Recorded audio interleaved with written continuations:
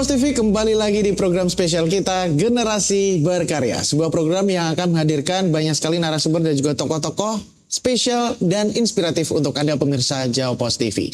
Bersama saya Tori Andromeda, untuk hari ini kita akan ngobrol-ngobrol bersama dengan salah satu tokoh di mana beliau ini sebenarnya cukup dominannya di sektor wirausaha, kemudian juga UMKM dan semacamnya. Langsung saja kita sambut, ini dia Bapak Sudarmaji SE. Assalamualaikum warahmatullahi wabarakatuh, Bapak. Waalaikumsalam. Ya, apa kabar, Pak? Alhamdulillah baik. Baik, sehat ya? Sehat. Oke, tetap semangat. Yang penting sehat. Yang penting sehat itu. Karena semangat tapi kurang sehat. Ya, iya. Kurang semangat juga gitu ya.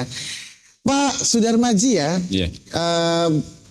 Jenengan ini salah satu tokoh yang cukup lama mungkin di bidang usaha, wirausahawan juga, UMKM juga. Mungkin sebelumnya perkenalan dulu kali Pak, lebih dekat ke masyarakat. Apa yang dilakukan selama ini? Mungkin dari nama, terus kegiatannya apa aja hari-hari.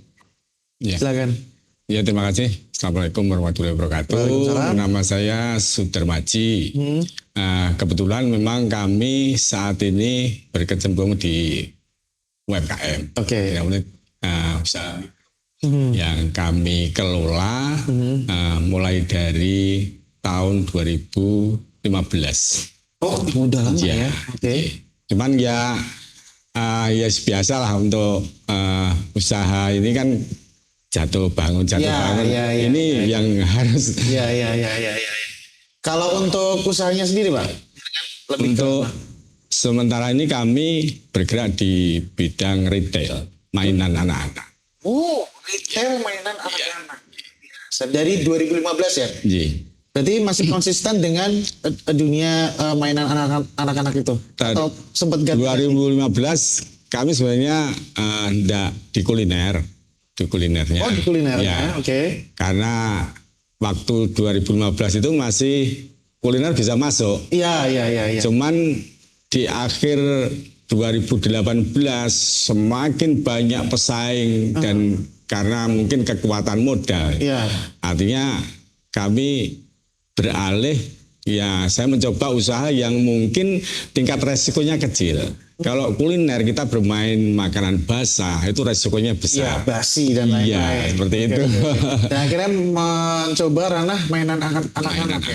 Luar biasa. Seorang wirausahawan, ini menarik ya. Seorang wirausahawan tapi akhirnya terjun ke politik. Apa yang latar belakangnya itu, Pak? Ini berangkat dari apa yang kami laksanakan. Saya kepengen berbagi dari usaha ini. Kebetulan saya sudah mempekerjakan, kalau sel saya 8 orang. Oke. Pekerja yang di belakang itu sekitar 5 orang, yang borong itu 9 orang. Paling tidak kami sudah berusaha membantu masyarakat yang mungkin saat itu membutuhkan. Betul. Kenapa saya berpolitik, masuk ke dunia politik ini mungkin barangkali kalau mungkin saya diperkenankan untuk menjadi dewan, saya lebih besar berpeluang untuk membantu masyarakat. Seperti itu. Iya. Misi saya ke sana. Betul, karena dengan usahanya Pak Darmaji aja udah bisa menghidupi dan membantu kurang lebih belasan karyawan lah ya, bisa dibilang, untuk bisa memberikan mereka gaji, menghidupi mereka. Otomatis ketika misalnya dipercaya untuk bisa mengemban kepercayaan dari masyarakat menjadi wakil rakyat, ini semoga pastinya bisa membantu lebih banyak orang lagi kan, kurang lebih seperti itu Pak ya. Intinya seperti itu. Nah, semakin menarik bahwa seorang wirausahawan akhirnya mulai terjun ke politik. Menarik juga ketika kita melihat dunia wirausaha di Indonesia, maksudnya khususnya di Madiun Raya ya, UMKM dan lain-lain. Apa yang Anda lihat untuk sekarang ini Pak? Apa yang terjadi di dunia bisnis usaha? Ya memang untuk UMKM di Kota Madiun, kita bicara di Kota Madiun, saat ini Wali Kota memang support fasilitas itu luar biasa.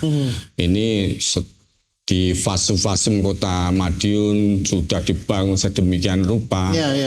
Ini sudah luar biasa.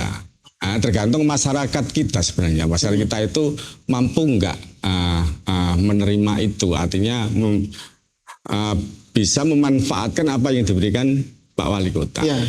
Kadang-kadang support dari pemerintah ini tidak bisa langsung diterima di teman-teman UMKM. Iya. Artinya teman-teman UMKM ini tidak serta-merta dibangunkan sedemikian rupa terus dilepas. Nah, keinginan saya ini ada butuh pendampingan Ya. supaya mereka yang jadi di awal ini merintis, setelah menjadi support dengan pendampingan akhirnya akan menjadi lebih besar lagi. Gara-gara teman-teman itu jatuh bangun itu kan karena memang setelah dia sudah mulai, sehingga dengan benturan persaingan dia nggak kuat, akhirnya jatuh. Lagi lah. Itu yang saya harapkan, pendampingan itu tidak hanya temporer ya, maksud saya itu berkelanjutan, berkelanjutan sampai di titik maksimal bahwa masyarakat bisa menikmati dari hasil yang dia upayakan. Oke. Berarti tentunya tidak hanya memberikan fasilitas untuk bisa berjualan saja, tapi juga memberikan pelatihan, pendampingan, pembinaan, kurang lebih seperti itu ya. Kalau kita berbicara dengan potensi UMKM, pelaku usaha untuk bisa menjadi besar, kansnya seperti apa, Pak? Ya, masyarakat kadang-kadang menganggap remeh mungkin uang kecil. Ya. Saya flashback kepada diri saya sendiri. Dulu saya menganggap bahwa saya ini bermain ratusan repes, artinya hanya 100 rupiah, 50 rupiah. Tapi mereka tidak berpikir kalau dikalikan 1000 biji itu dapatnya berapa. Kalau saya dapat 100 rupiah satu item, satu sales dapat 1000, berarti saya dapat 100. Kalau saya ada 8 sales, berarti kan saya dapat 800 satu hari. Betul. Nah, ini yang tidak artinya yang tidak dipikirkan oleh kebanyakan kaum wira swasta pemula. Dia hanya mintanya dapatnya insan besar seperti itu. Nah, kalau kami kemarin itu memulai dari yang kecil, kita kelola, kita manage sedemikian rupa sehingga kecil ini akan menjadi besar. Dari awal saya sel 1 menjadi 8. Dari nanti saya motoris, nanti akan saya kelola menjadi roda 4. Oke. Akhirnya progres ini akan naik terus. Itu artinya kans atau potensi para pelaku usaha atau UMKM ini untuk bisa menjadi besar yang Anda lihat yang sudah terjadi sementara ini seperti apa, Pak? Ya, intinya sebenarnya prospeknya banyak ya, luar biasa. Artinya dengan fasilitas, pendukung dan sebagainya itu sebenarnya tinggal manusianya. Manusianya mau nggak untuk artinya kalau kita berbicara masalah potensi dan sebagainya, mau nggak mengejar itu. Biasanya teman-teman nggak, artinya dia tidak tahan dengan benturan, itu putus di tengah jalan dan sebagainya. Padahal kita diharuskan memilih. Kalau pemula itu kan biasanya kadang-kadang asalan aja, asalan usaha, terus ikut-ikutan dan sebagainya. Padahal kalau kita bisa memilih, kalau untuk skala pemula itu ya diupayakan yang tingkat resikonya kecil. Iya. Kalau tingkat resikonya kecil, akhirnya kita bisa menata manajemen ini supaya dampaknya nggak blunder ke kita. Kayak saya pelaku retail mainan. Kalau mainan ini nggak laku kan bisa kembali. Betul. Bisa saya poles lagi, saya jual lagi. Betul. Artinya tingkat resiko yang saya dapat kecil, walaupun itu ada. Semua usaha kan nggak ada resikonya ya, Betul. pasti ada Selalu tingkat ada resikonya, tantangan. iya tantangan dan sebagainya. Nah, bagaimana kita bisa mengemas tingkat resiko ini semakin kecil sehingga akan mendorong kualitas kita, pendapatan kita akan menjadi lebih besar. Intinya meminimalisir resiko ya. Resiko. Meminimalisir resiko di mana sebenarnya balik lagi dengan juga melihat dulu nih kalau kita melihat potensi para UMKM dan juga para pelaku usaha seberapa besar mereka bisa survive Benar. dengan tantangan yang dihadapi, ya. kayak misalnya di tengah-tengah nggak laku, apakah masih tetap bisa survive dan lain-lain. Itu juga bisa menjadi salah satu motivasi juga untuk para pelaku UMKM juga. Salah satu yang menjadi faktor ya bagaimana beberapa orang ini juga terkesan maju mundur dalam menjadi wirausahawan atau pengusaha atau pelaku UMKM adalah modal, Pak. Ini juga salah satu hal yang ya fundamental lah, menjadi dasar bagaimana saya bisa membuat usaha ketika uang aja nggak punya untuk modal. Tanggapan Anda, Pak? Ya, biasanya memang itu menjadi sebuah alasan. Ya. Alasan bagi kaum usaha awal, usaha pengusaha muda itu adalah faktor modal. Padahal itu sebenarnya tidak menjadi sebuah alasan. Saya berangkat itu juga tidak bermodal besar lah.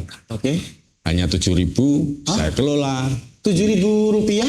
7 juta. Oh, 7 juta. 7 juta saya belikan, cuman butuh ketelatenan sebenarnya. Ya. Pemodal itu pun tidak serta-merta memberikan modal tanpa kita harus bergerak dahulu. Artinya tunjukkan bahwa kita itu memang benar-benar menguasai apa yang kita kerjakan. Sehingga pemodal bisa percaya dengan modal yang mau dia berikan. Kan gitu. Nah, kadang-kadang dengan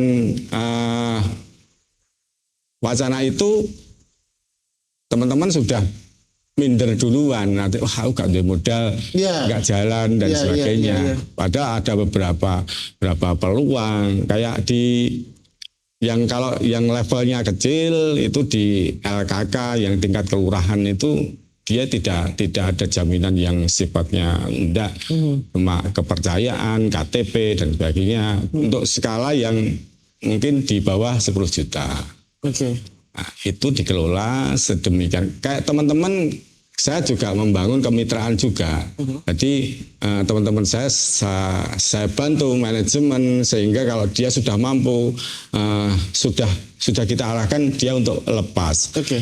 Nah, saya sarankan kalau Anda sudah melakukan itu manajemen dengan bagus, tawarkan ke bank yang ada kurnya, kayak lembaga-lembaga keuangan yang pemerintah itu kan pasti ada. Memberikan modal usaha ya? Ada bantuan modal yang khusus usaha. Betul. Itu bunganya kecil sekali. Dan itu harusnya modal usaha ya, untuk usaha ya, bukan untuk beli motor baru. Masih salah kaprah. Iya. Oke. Ya pastinya untuk usaha lah. Pastinya untuk usaha, untuk diputar lagi uangnya. Iya. Seperti itu. Terakhir Pak, mungkin ke depan ketika misalnya memang diberikan kepercayaan dari publik, dari masyarakat untuk bisa mewakili mereka, apa saja kebijakan yang nantinya akan diambil khususnya untuk bisa memajukan potensi-potensi UMKM? Ya. Insya Allah kalau saya dipercaya, saya akan membangun sinergisitas antara pemerintah dengan teman-teman UMKM. Oke. Artinya apa yang disampaikan di awal tadi bahwa UMKM itu tidak hanya sekedar diberikan fasilitas saja. Ya. Cuman ya harus all out. Kalau dihantarkan mulai dari awal juga sampai akhir. Ada pendampingan, bagaimana nanti pasarnya diarahkan dan sebagainya. Sehingga kadang-kadang UMKM itu bisa produksi, nggak bisa jual, biarkan seperti itu. Nah, makanya kami akan menjadi mediator antara mereka, nanti menyebadani masalah yang di lapangan itu apa. Nanti kita yang akan membantu support mereka, sehingga kebijakan itu jatuh kepada titik sasaran yang memang membutuhkan, gitu. Betul. Dan semoga juga selain memberikan beberapa program-program tadi juga sekali lagi pembinaan, pendampingan, pengawasan itu tadi juga sempat terus dilakukan ya, supaya para pengusaha, para pelaku UMKM ini juga tidak merasa ditinggalkan begitu, mendapatkan tempat tapi tidak dilepas begitu ya. Gitu saja gitu ya. Luar biasa sekali. Terima kasih Bapak Sujarmaji SE ya. Ini bisa mewakili keresahan teman-teman pelaku usaha atau pelaku UMKM nantinya ya. Semoga ke depan juga bisa mendapatkan kepercayaan masyarakat untuk bisa membawa pengaruh yang luar biasa baik untuk masyarakat khususnya pelaku UMKM ya. Dan pastinya masih banyak sekali pemirsa Jawa TV Madiun, tokoh-tokoh yang akan kita hadirkan untuk program spesial kita Generasi Berkarya. Makanya tetap ikutin terus program spesial kita di Jawa TV hanya di Generasi Berkarya.